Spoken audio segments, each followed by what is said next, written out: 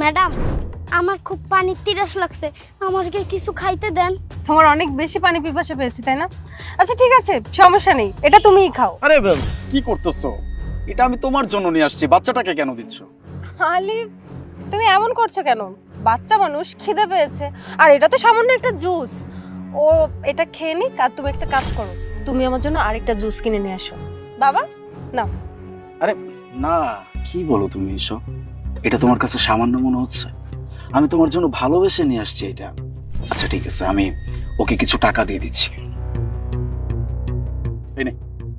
Sir, সামান্য তো একটা জুসই তো, এই জুস আমারে দিলেন না, আমারে টাকা দিলেন, কি ব্যাপার স্যার? জুসে কি কিছু আছে? এই ফকিন্নির বাচ্চা, তোকে টাকা দিছি না, এখন এই টাকা দিয়ে তুই জুস খাবি নাকি পানি খাবি এটা তোর ব্যাপার। এখানে কি করতেছিস? যা। 5 দিন কোথাকার, কই থেকে আসছে না আসছে আল্লাহ পাক ভালো জানে। আলিফ, ও তো মিথ্যে কিচ্ছু বলেনি। তুমি এই সামান্য 30 টাকার জুসের জন্য ওকে 50 টাকা দিয়ে দিলে, কিন্তু এই জুসটা ওকে দিলে না। সত্যি করে বলো তো, এই জুসের মধ্যে কি আছে? চুপ, ব্যাপারের ভিতরে কি থাকতে যাবে? সামান্য একটা বাচ্চার কথায় তুমি আমাকে সন্দেহ করতেছো? হ্যাঁ, সন্দেহ করছি, কারণ সন্দেহ করার যথেষ্ট কারণ আছে। বাচ্চা একটা ছেলে, ও সামান্য খটকা লেগেছে এই জন্য তোমাকে একটা কথা বলেছে, আর সেটা নিয়ে তুমি ওর সঙ্গে কি পরিমাণ সিন ক্রিয়েট করেছো? কেন করেছো? কি আছে এর মধ্যে আমাকে বলো, আমি শুনতে চাই।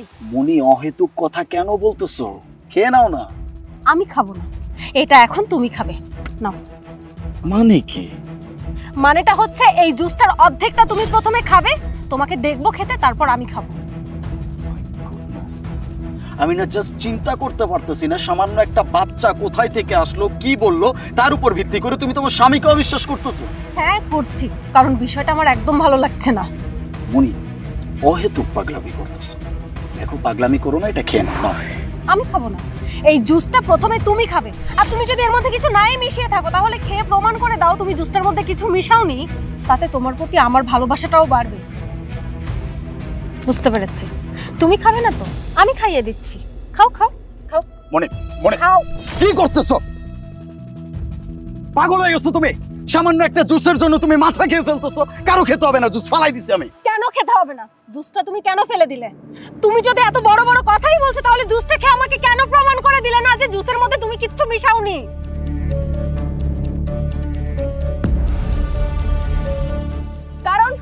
কারণ উনি প্রমাণ করতে পারতো না যে ওটার ভিতরে কিছু ছিল না, ওটার ভিতরে বিষ ছিল, বিষ।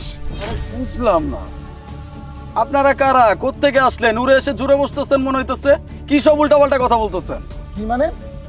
এই আসল কালপিট তো আপনি, আপনি তো এই জুসের ভিতরে বিষ মিশাইছেন। আরে ভাই, আপনারা কি বলতেছেন এইসব? আমি কিসের ক্রিমিনাল? মানে পাগল নাকি আপনারা? আমরা ঠিক কথাই বলেছি, আমি নিজের চোখে দেখেছি আপনাকে জুসের ভিতরে বিষ মিশাতে, তাই তো আমরা এখানে চলে এসেছি। ওনাকে ফলো করতে করতে ওনাকে আমরা হঠাৎ করে হারিয়ে ফেলি, তারপর ওনাকে খুঁজতে খুঁজতে আমরা এখানে আসি। আমি তো ভেবেছিলাম যাকে জুসটা দেওয়ার তাকে দিয়েই দিয়েছে, ভাগ্যিস আপনি জুসটা খাননি, যদি আপনি খেতেন তাহলে হয়তো এতক্ষণ আপনি মরে যেতেন। মনে তুমি কাদের কথা শুনতেছো? কোথায় থেকে আসছে? কি সব উল্টাপাল্টা কথা বলতেছে? দেখো, ওরা যা বলতেছে সব মিথ্যা কথা বলতেছে। আমার কি মনে হয় জানো তো, ওই বাচ্চাটা আসছিল না, ওই বাচ্চা আর ওরা দুইজন, এরা একটা গ্যাং, আমাদের সাথে একটা গেম খেলতেছে। চুপ, একটা কথাও বলবো না। কে মিথ্যে বলছে কে সত্যি বলছে অতটুকু বোঝার ক্ষমতা আমার হয়েছে।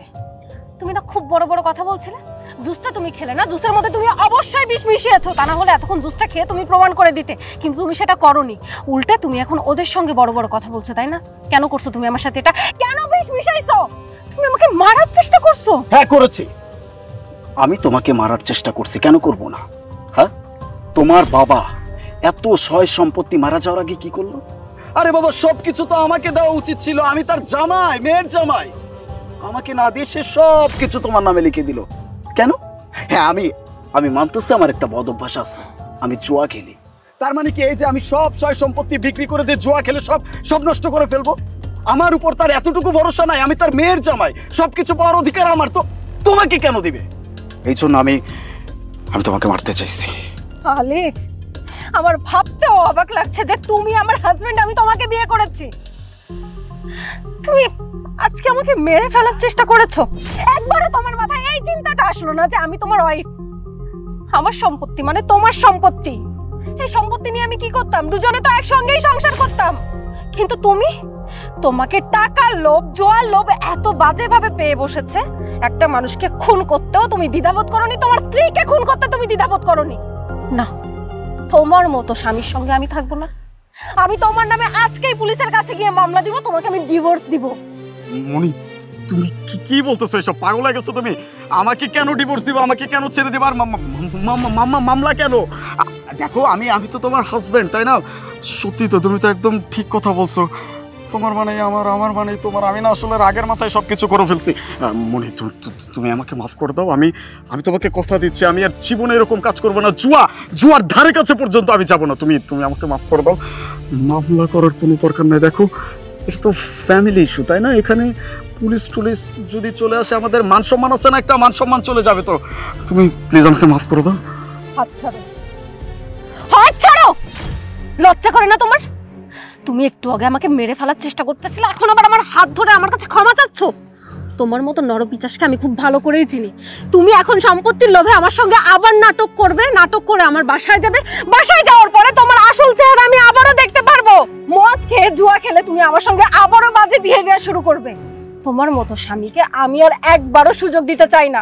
আমি একবার ভুল করছি, নেক্সট টাইম আমি আর কোনো ভুল করতে চাই না।